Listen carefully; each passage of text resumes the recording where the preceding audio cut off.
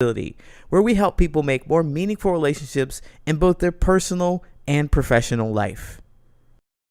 Hi, I'm Coach Lee Hopkins. My pronouns are he, him, his, and I want to welcome you to the Engaged Employee Podcast. Our mission is to emphasize the relationship between the employee and the workplace with the goal of enhancing engagement levels to create a more productive and satisfying work environment. While many organizations strive to create a more engaging atmosphere, they often miss the mark by forcing connection with big team building events like axe throwing or escape rooms. Those activities only leave employees with a short-lived sense of belonging. Organizations may also try smaller and more suffocating events like happy hours or group birthday celebrations that their employees feel obligated to attend. As a social connections and business culture coach, I've found that to create a stable, engaged, and productive workforce, there needs to be a shift in focus from mandatory fun and manufactured connection towards building trust and authentic conversation.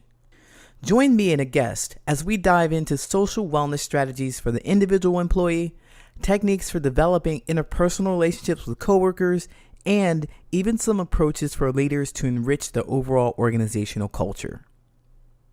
The Engaged Employee Podcast starts now.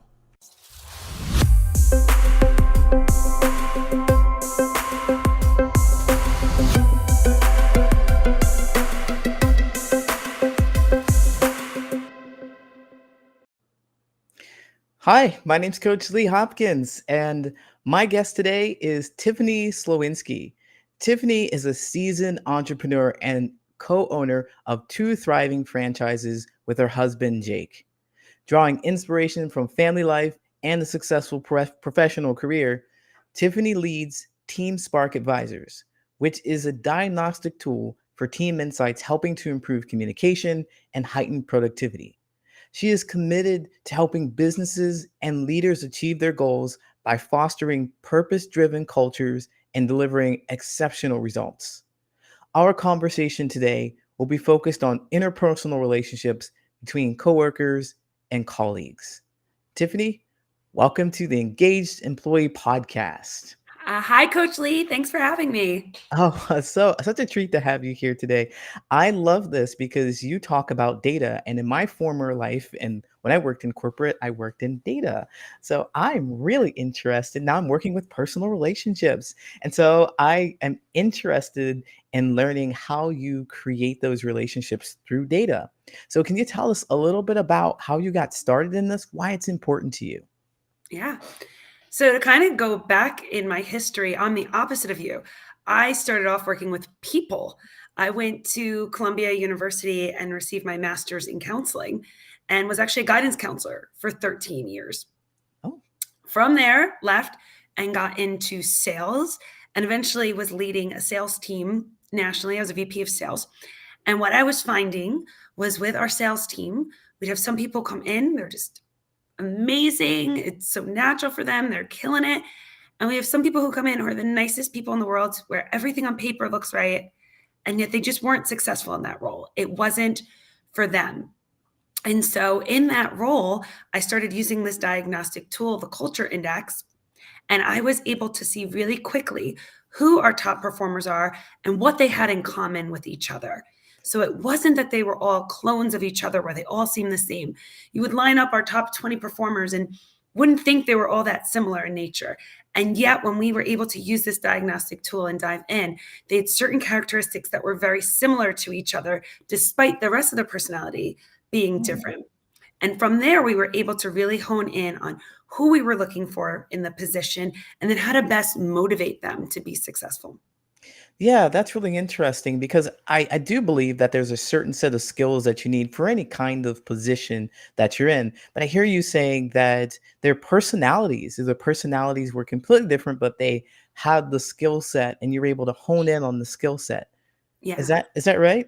Okay, yeah. So, as we talk about interpersonal relationships and connections with our employees and our coworkers, I'd be curious to know. So now you understand the skill set, but how is it that you get these people who have a skill set, but perhaps they don't have the interpersonal connection that you need for a team to thrive? No matter how well you can do the thing, if you can't get along with your teammates, as I discovered, you're not going to have a great time. It's not going to be productive. Yeah. So, I mean, I've worked with lots of businesses and I'll always ask, how important is the skill? So, depending, I mean, if you're working with a hospital, the skill of a doctor, yes, that matters a ton. They have to go to med school, they have to understand 7 years worth of information, or I don't even know how long you go to med school for, but a long time. But with a lot of positions, when I really get down to it and I talk to a CEO and I'm saying, or I'm asking, how much skill is necessary? Most of the time, they're like, oh, the business knowledge that you need for this company is kind of minimal. It's not rocket science a lot of times. These are things people can learn quickly. So, in those environments, we can very quickly look at what's the personality of the person we're looking for that's going to be successful in the position. And then, of course, looking at that skill, that resume, their background, that plays into it too. But often that's the easy piece, depending again on the industry, for them to learn. They can learn those skills, but if they don't have the right personality for the position, it doesn't matter what kind of background knowledge you have, it's going to be difficult to be successful. And so I look at myself, for example, I got into sales at 35 years old without one day of experience and immediately hit it out of the park with no background knowledge, no skills, no training, because I had the personality of a person who was going to excel in a sales role. And so I learned those skills really quickly. I could overcome the years of experience that other people had. Now, when we're looking at teams, we need to realize, who are we looking for in those specific positions? And a position in one company can look very different than another. Is this B2B sales? Is this B2C? What type of other people are in that organization? You want people who are going to be able to get along. So the first thing I do is I use my diagnostic tool to look at the current culture. Who's already there? How are they performing? Are they doing well in that position? And then the next piece is, how can we better communicate with them? Is there any shuffling? Sometimes it's a very small change. Changing somebody's seat in an office can make all the difference if they're going to be productive or not, because they might be a person who needs quiet and space and ability to think. Other people, they want to be right next to that water cooler. They're social. They want to chat. That's how they get their energy out. And so understanding those things can make that difference of where you're putting somebody, and understanding that group dynamic. And now, of course, as we're bringing new people into that equation, we want to find the people that are going to fit into those roles within your structure. I find it interesting that what caught my interest, the peak that piqued my interest, was that seating can be a big difference between, how you can interact with another person. So how is the culture overall? Now, something that happened when I was working in corporate was that we had these double high cubicles and people couldn't see over them. And then somebody above us decided that that was no longer going to be the culture, and they chopped them down so now we can see everybody who's walking by. And I tell you, for me, as a person who just wanted to focus on my machine and focus on my computer and my work, I found that completely distracting. I found it very distracting and hard to adjust, and I was just kind of thrown into it. I think other people were thrown into that too. They didn't have a choice to that. But this is something that I understand, that with your diagnostic tool, you kind of look at these variables that we don't really think about and consider how a person might thrive or might struggle in this kind of environment. Yeah. So that's a great example of like how high you make their office walls, right? Now Hmm. think about currently, how many people are working from home? Well, our research shows our super social people, they have a harder time working from home. They miss humans. So what will they do when they get on a phone call or a Zoom call? Spend twice the amount of time they need to, because they want to connect and they want to talk, Hmm. or they'll leave their house. They'll find excuses to run errands. And I'm a super social person.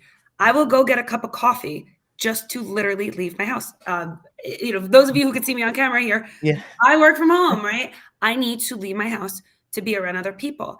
Now, flip side, in office setting, like you're saying, where you just want to concentrate, some of our lower social people, they work so much better at home because there's nobody chattering and annoying them, or Yeah. annoying them, distracting them during Distracting. the day. So even figuring out who's maybe good for a work from home model versus an in office versus a hybrid are things that we can look at and let the data support it. Because on a job interview, if I want to get that job, I'm going to say, I work great from home by myself. Oh, it's so fantastic. I'm really good at controlling my time. And that may or may not be true. Okay, so the understanding of yourself more so than what you to it's going to help you understand what you want out of a work environment. So I understand what I hear, but your diagnostic tool is that you're doing a diagnosis of the environment, but are you doing a diagnosis of the person who's going into the environment too? Yeah, I'm doing it all the way around. So, yes, I'm looking at who's already there, who's the manager, who are they reporting to? But then I'm also figuring out an avatar for who do we want to come into this environment? Who's going to fit well into the existing structure and perform well in that particular position? An Mm, example, an administrative assistant. That person can look completely different depending on the company. So, somebody who's interested in becoming an administrative assistant might go online, they find a position, oh, this is near my house, perfect, and apply. But that role can look completely different depending on who they're reporting to, what the actual day to day of that position looks like, what's expected of them. And but depending on what's expected of them and who they're reporting to, the personality type of the person you want to bring in can be different. Is this somebody who needs to work with customers and be out there and be forward facing? Or is this somebody who really needs to get into the nitty gritty, be highly detail oriented, be in the grind? And who's going to communicate well with the boss? So that can look completely different, the same job description. So what I really do is I come in and I help companies figure out what are they looking for. And a lot of times they don't even realize what they're looking for. They're not quite sure. Well, I just want an assistant, somebody to do stuff for me, right? Well, but who's going to excel in that position with your personality? Because who's going to work well with me is different than you, Coach Lee. We are different people. We have different needs. We're going to communicate differently. And by identifying exactly what we need in that position and who we're looking for, we're able to bring the best person into that environment that's going to thrive. They're going to be happy. There's going to be less turnover. They're going to be successful. Now, this is just, it's a piece of the equation, right? I don't want anybody to think I'm taking the human element, throwing it out the windows. I've had many recruiters say, this is what I do for a living. This is what I spot. Sure, your instinct comes into it. You have to interview somebody and pick up on those final little nuances of someone and whether or not you want to work with them. But the data, when it's put in front of you, it's hard to ignore it. If you need someone who's going to be highly patient and detail oriented to come in and work on very methodical tasks, and you're looking at the data and it's saying this person's a total nonconformist who can't show up on time and is going to throw rules out the window. And hey, I'm one of them, right? You don't want me to mhm. be your admin. Yeah. I'm going to be questioning everything that you tell me that you want me to do. I'm gonna give you the worst time. I'm gonna give you the worst time with your job, and I don't care if I get fired. No, you don't want that kind of person because it takes time, effort, and energy to find them in the first place. So I really like this idea of using this tool. If we could just zoom in a little more to the interpersonal relationships, like looking at the individual who's trying to connect with their coworker.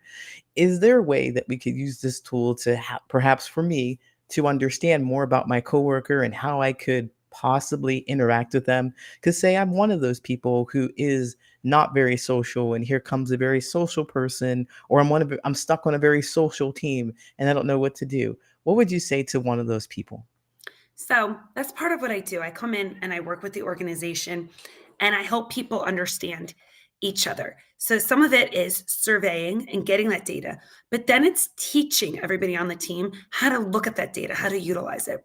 And so we start to communicate differently in working with my own husband. We're, business partners. He will say to me at times now, Tiffany, I'm low social. I don't want to go to that event. And it's hard for me to dispute it. And have I always known he's low social? Yes, I married the man. I know he doesn't like to leave the house. That's not lost on me. But somehow when he presents it in that way now, I go, you're right. Maybe you could sit this one out because he's saying things like, I have to recharge and you're distracting me by making me go to another party. I'm not going to enjoy myself. You're not going to enjoy yourself by having me there being crabby. So it's just an ability to understand each other better. At the same time, another piece of our personalities are very different. Is I am as impatient as they come. I literally fall in the bottom 1% of humans on Earth in patience. And again, I always knew I was impatient. Did I know I was bottom 1% of all humans walking the earth? No, it's so extreme. Whereas my husband's patient. There's a time and place for both of us, right? So now he can say to me, Tiffany, that's your impatience. You have to slow down. You are wearing out our employees. They don't like working with you. And I'm like, okay, you're right. I have that knowledge now. Whereas before, my go to would be to say, well, they should just work faster. I'm not understanding why they can't keep up. Are they really trying? Do they really care? And to have this understanding that I just work faster than everybody else makes me modify that down to be more patient with others. So there's absolutely ways when we understand each other, we can communicate different. If you know that person, I know the intro to your show said, oh, the dreaded cocktail hour, Yeah. or you're going to an escape room. And I'm like, sign me up. That's the company I want to work at, because I'm the person who likes to go to the cocktail hour, and I will bulldoze over the people who don't, because I couldn't see them before. Now I understand that, and you can't make those things mandatory. And something as simple as like, hey, sometimes we do a cocktail hour for the people like that. Sometimes we just do a little lunch. Sometimes we just skip the whole thing and send an email, right? There's different things where you can fill different people's cups when you understand what's there. Wow, very well said. I chuckled a whole lot when you said bottom 1%. I was bottom 1% of being patient. That's wild. And it is very powerful to know that, so that you can connect and communicate with other people, so you can hone in on that and really tell them what it is that you need from them, or they know how you're going to behave, and you can understand each other and not, get mad at each other or get frustrated in that space. And so I really appreciate that you have this data to really, show that this is how I'm going to show up. It's not just because I don't want to do something different. The data proves that this is how I am, and we can respect that. We can respect that. So I loved everything that you said here, and we're running out of time. So I want to be sure that my listeners can find you. Can you tell them about what's going on with you, what's new with you, where can they find you, what are you working on? Yeah. So the best place to find me is teamsparkadvisors.com. I have a link up there to my tool. It will take you 7 minutes to take this survey. The information is extremely helpful to you. And it's way easier for me to show you what I do than try to explain it. So I really say, go onto my website, teamsparkadvisors.com, take my survey that I have on there. Insights are very valuable, but that's where we can start, by taking a look at ourselves first. And then the next step, let's take a look at our teams. Let's take a look at the other people we're working with, because your mind will be blown when you see who you are, but at your core, you kind of know who you are already, right? Where it really triggers it is when we start to survey other people on your team, and you're like, wow, I always saw that, but I didn't really understand why. Or I can be so much more empathetic now, or work better with that person now that I understand why. And business owners, CEOs, VPs of sales, reach out to me, go on there, take that survey, because I can really show you who your team is and how to get the most out of them. That is wonderful. I have taken the survey too. It is really comprehensive and is very, very helpful for you to understand more about who you are. It's really fantastic. Tiffany, I want to thank you so much for sharing that with us and sharing this link with us. I'll have all the stuff available for you in the show notes. Teamsparkadvisors.com. Go ahead and check that out, and definitely check out that profile. Take that assessment of yourself. Tiffany, thanks again for coming on. Have a wonderful day. Thank you, Coach Lee. All right. Do you want meaningful relationships in 2024? Then become. And there you have it. Another insightful episode of the Engaged Employee Podcast. We hope you enjoyed the deep dive into the world of employee engagement, leadership, and workplace dynamics. The Engaged Employee Podcast is brought to you by the Patterns of Possibility, where we help people make more meaningful relationships in both their personal and professional life. Before we wrap up, we want to extend our heartfelt gratitude to our incredible guests and, of course, our loyal listeners. Your support keeps us motivated to bring you valuable content each week. If you found today's discussion thought-provoking and want to learn more about how we can help you or your organization make more meaningful relationships, go to patternsofpossibility.com and book a friendly conversation with me. Or you can email me your questions at patternsofpossibility@gmail.com. Stay connected with us and engage with fellow listeners by following the Patterns of Possibility on LinkedIn. You can also catch us on YouTube. Don't forget to hit that subscribe button and ring that notification bell to stay in the loop. And if you prefer the audio version, make sure to subscribe on Apple Podcasts, Spotify, or wherever you get your podcasts. Your support means the world to us, and by subscribing, you'll never miss an episode. Thank you for being a part of our journey to create workplaces where passion meets productivity. Until next time, I'm Coach Lee. Stay engaged, stay inspired.